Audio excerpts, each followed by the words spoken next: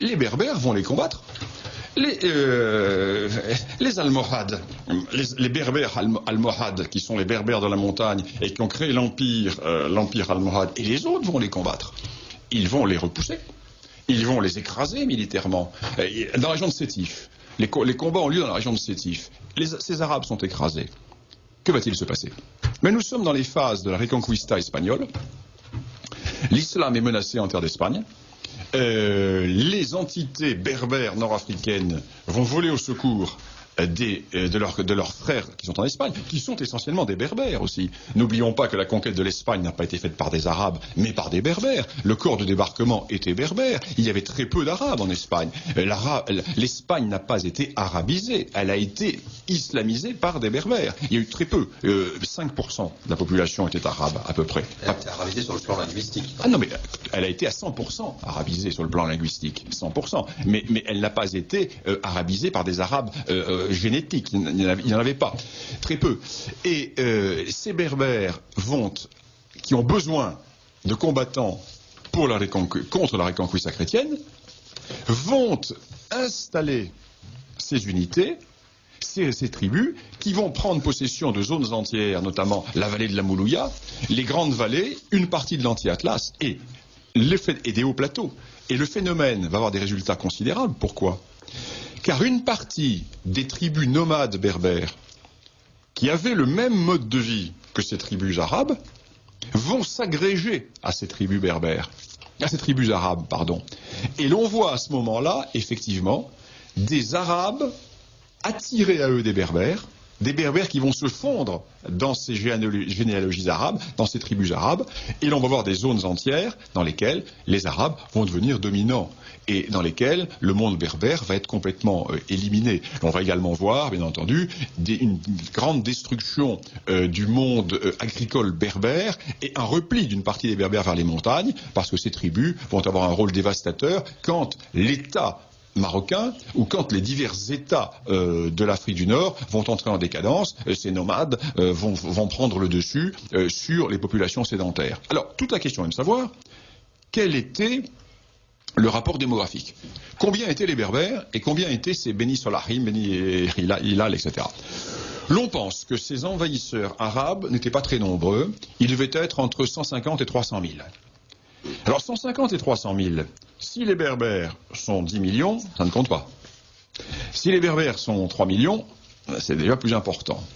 Alors ce que l'on peut dire, c'est qu'aujourd'hui, par les études de la génétique, qui ont été faites toujours par Lucot, l'on sait que le fond berbère est quand même excessivement dominant dans toute l'Afrique du Nord, dans tout le Maghreb. Toute l'Afrique du Nord et surtout dans le Maghreb, avec des taux qui sont les mêmes en Algérie et au Maroc. Avec deux noyaux, bien entendu, particulièrement forts au Maroc, le Rif et l'Atlas. Et le Maroc et l'Algérie ont à peu près le même pourcentage de base par les haplotypes d'origine de vieux fonds de population berbère. Alors c'est tout à fait intéressant parce que c'est l'histoire de toute cette région qui est à réécrire. Et il ne faut pas confondre l'islamisation et l'arabisation parce que, bien sûr, ces berbères vont être obligés de s'arabiser, ne serait-ce que pour le culte. Le Coran, en théorie, ne peut pas être traduit. La langue du culte est l'arabe. Mais ces berbères ne vont utiliser qu'un minimum l'arabe et vont rester profondément berbères. Et voilà pourquoi nous avons ces grands noyaux de zones berbères. Et le grand hiatus aujourd'hui est que l'essentiel des habitants du Maghreb d'origine berbère, et une grande partie d'entre eux pensent être d'origine arabe, ce qui est inexact. Ce sont des Arabes culturels, ce sont des Arabes religieux, par l'introduction de l'islam dont le vecteur était l'arabe, mais ce sont génétiquement des berbères. Et ceci est tout à fait important, et ceci ouvre des hypothèses, des directions de recherche tout à fait intéressantes. Quand on voit le rôle qu'ils ont eu dans les grands empires, lorsqu'on voit le rôle qu'ils ont eu dans l'Égypte, etc. Voilà ce que l'on peut dire sur la question des berbères. Des questions là sur ce sujet, Victoria? Votre revue n'existe pas à Sciences Po, nous dit cette bah oui, elle dérange mensonge, probablement. Mais je vous dis, il n'y a que 2 universités françaises abonnées. Alors, il ne risque pas de la trouver à Sciences Po. Il y a 2 universités, une de sciences et une de droit. Bravo, Monsieur Lugan, pour votre livre God Bless Africa.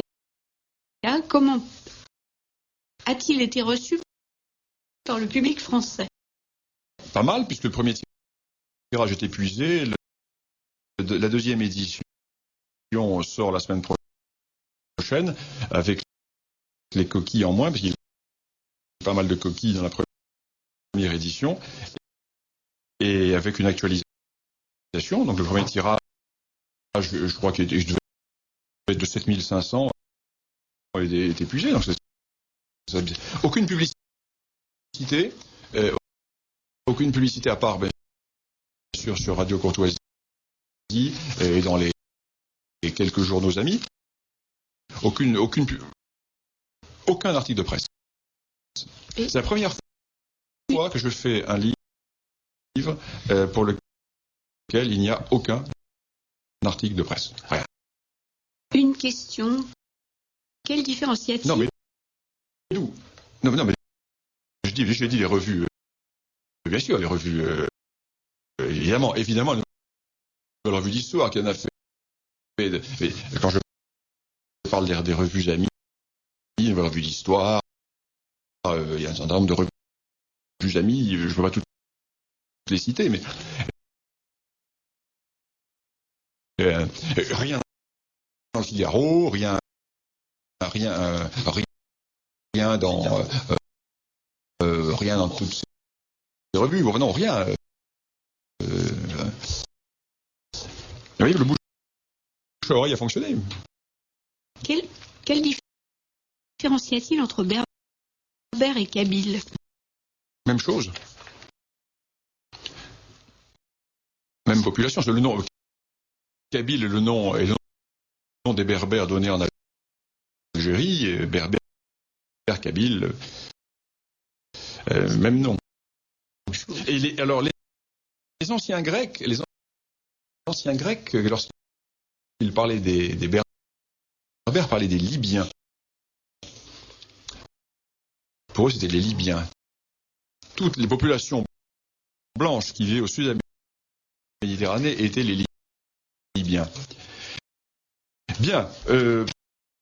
Pas d'autres questions là-dessus. Alors, je renvoie donc, puisque nous arrivons là à la fin de l'émission, je renvoie donc à l'Afrique réelle. L'on peut se procurer le numéro spécial 10e anniversaire.